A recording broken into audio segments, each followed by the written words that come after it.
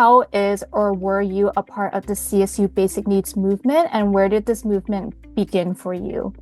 I presented the findings of that dissertation at an event at Cal State Long Beach where I was working full-time. At the same time, our then Chancellor Timothy White had himself been food insecure. He talked about that openly. And he also met a student from Cal State Long Beach who was both food insecure and experiencing homelessness. And that student told his story on campus, and that caught the attention of Chancellor White. And Chancellor White really brought this issue of food insecurity and homelessness to our system and challenged us to think about it more.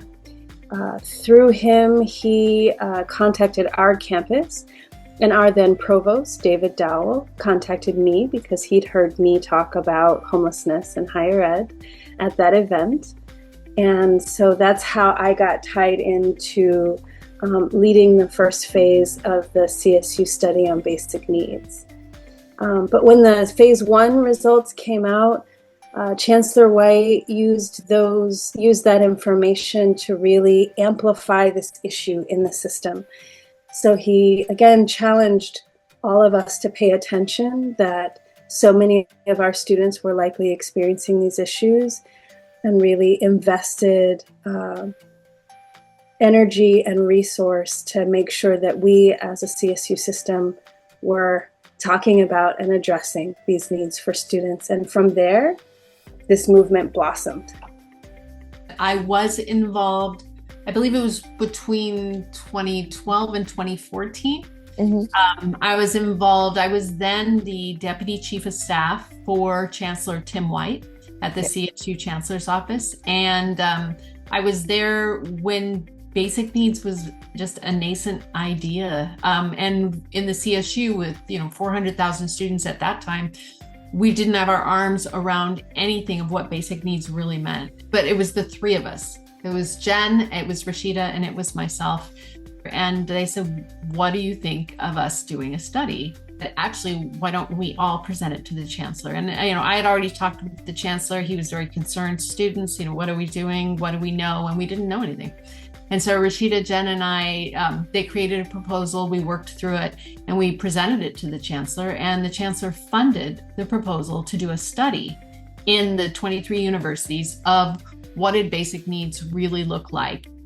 During that phase 1, I met Dr. Jennifer McGuire at now Cal Poly Humboldt. And together we did phase 2 and phase 3 of that study. I was behind the survey. Rashida was behind the qualitative interviews, and we definitely worked together hand in hand, but that was what we brought to the table. And the story started to emerge that basic needs and security. And again, we didn't have those words. I remember talking to Rashida, what are we going to call it? Like we've been like wrestling with the language, because the language tells the story of what is happening. And we wanted the story to represent what we were seeing with students on the ground. What have been the milestones of the CSU Basic Needs movement? I think another milestone that was really exciting was to see the first ever CSU Basic Needs Summit. It was our very first meeting, and we had the connection at the Chancellor's office in Long Beach, and all the practitioners from the CSUs came together, and we talked about what is it looking like on your campus? What are the things that you see are needs? What are the challenges you're having? And I think we hosted 2 of them as a CSU. The first one was in Long Beach at the Chancellor's office. I think Sac State hosted the next one.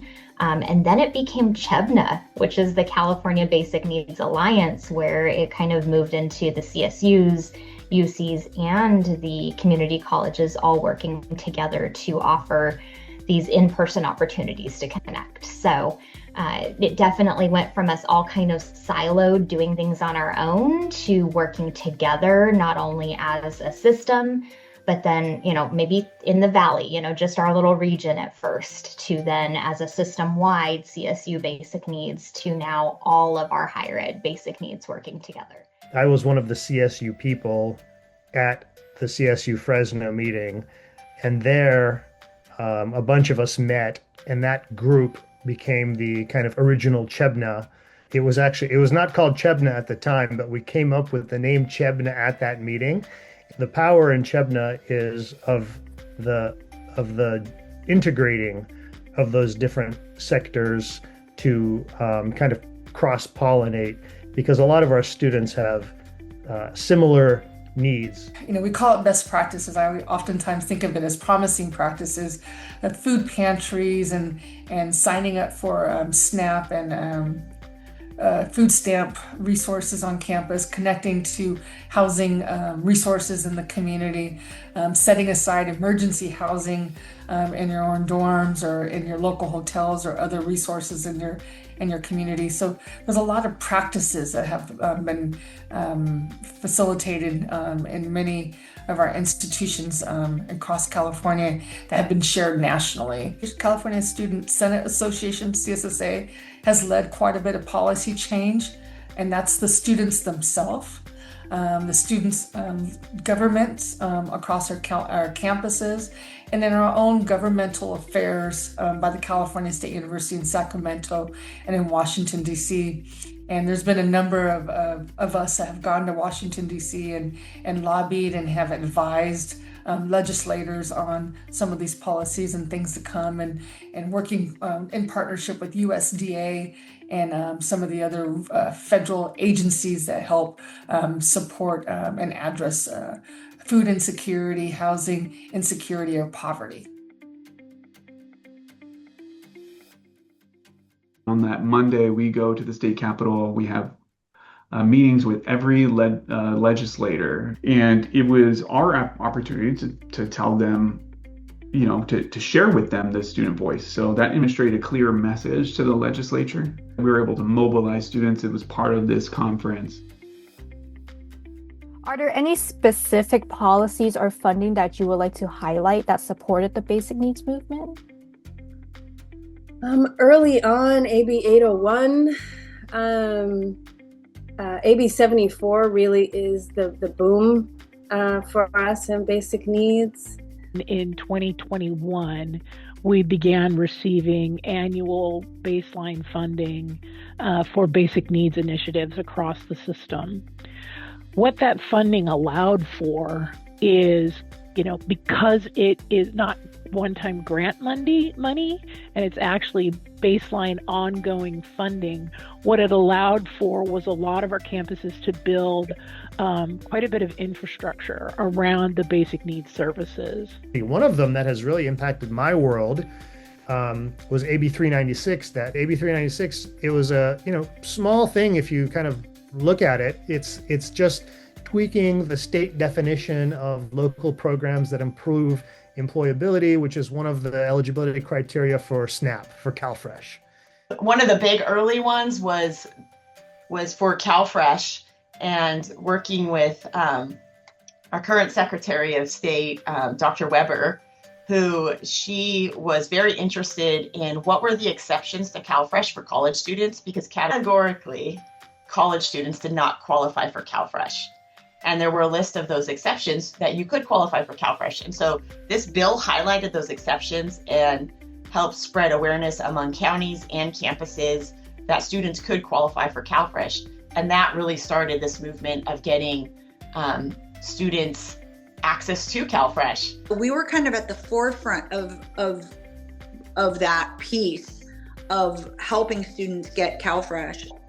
When we started doing the work, the California Department of Social Services is like, hey, you could do this on more campuses.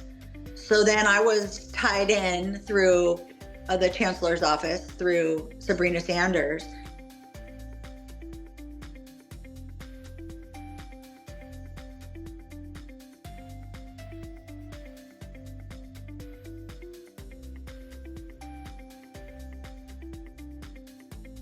What changes in practices, policy, or advocacy have you seen in the CSU basic needs movement?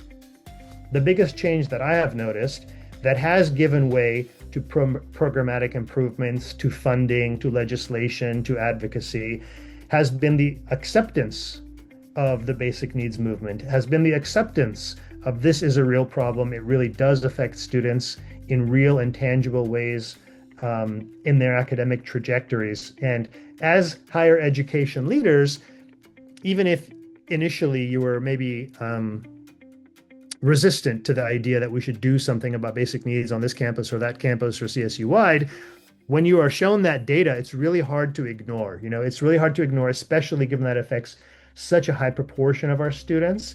And we have a lot of evidence that the impacts are really devastating.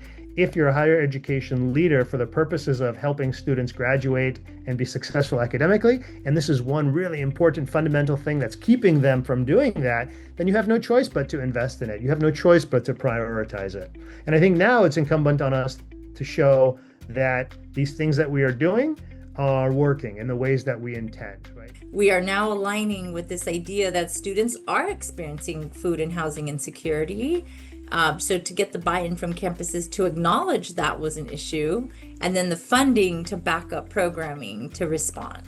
And I think that was really essential. And I have seen that evolution over the last few years where we are acknowledging that's an issue, and then we're intervening and providing appropriate support for students. And I do feel like that makes a student feel seen and heard and understood. And based off of what I've seen is the definition of basic needs has really expanded. And I know this is true across, many of the campuses now, right? Now that I get to look at it from a systemic approach. And it's not just like the food resources and the housing resources, but now it's like the holistic wellness of the student, right? So like, are they having access to the mental health services that they need? Are they like physically well? The financial barriers that they face, right? And providing emergency grants and things like that.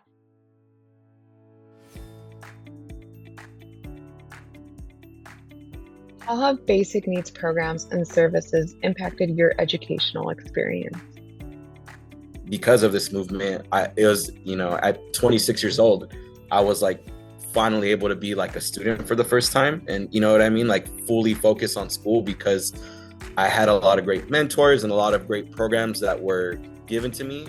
First off, in my MSW program, I actually was able to reach out for support from basic needs programming, where given my immigration status, I don't qualify for CalFresh, even though I would qualify if it wasn't for my immigration status. So having that kind of support through basic needs program, where I was able to get some type of support, it really helped me to get through my MSW and also to graduation. I heard so many stories from students that they were just so embarrassed and ashamed that they didn't have anything to eat, or they couldn't afford to eat on campus. And we just broke down that wall. No, you come in here, grab a snack, anything you want. Come in. You can come in once a day, grab anything you got. No judgment here. I was a panelist at the Sacramento Basic Needs Conference. I think that was 2017, might have been 2018. I was talking about getting food from food gardens and food pantries and how transformative that was. Why is basic needs security important? Basic needs security is necessary to achieve that baseline level of safety, stability, well-being, to go beyond just surviving, much less attending an academic institution for however many years and then, going on to hopefully, earn money for themselves and for their families. So I personally believe that it's everyone's moral imperative to not just accept that some are experiencing this security while others are unable to do so. What are the next steps? What will having basic needs security for all students look like in the future? It's really important that for the basic needs community and the greater higher education community at large to continually advocate for increased resources for student basic needs and for decision makers, both on campuses and at the system level, and on the state level to continually advocate for these increased resources for student basic needs, and to reassert their dedication and commitment to supporting students' basic needs and channel those resources, not just say it, but to channel resources towards those programs. I think it will need to include even more cross-sector collaboration than it already does. The more we can collaborate across sectors, knowing everyone's different areas of expertise, the more holistically students can be supported. And always, always, always more qualitative research. If you want to know what students need, ask the students and then act on it. If you can solve the needs of the most vulnerable people, then everybody benefits. It can be easy to get overwhelmed because the problems get bigger and harder. And our students are strong, and we are strong, and we have insight and creativity, and it's our job to harness that insight and creativity and really stay together as a community and move forward in support of our students, because we're family, folks. We have to come together and stay together in this commitment and in this journey. And I'm excited, even despite some of the obstacles that we have to face, I'm excited to see us moving forward.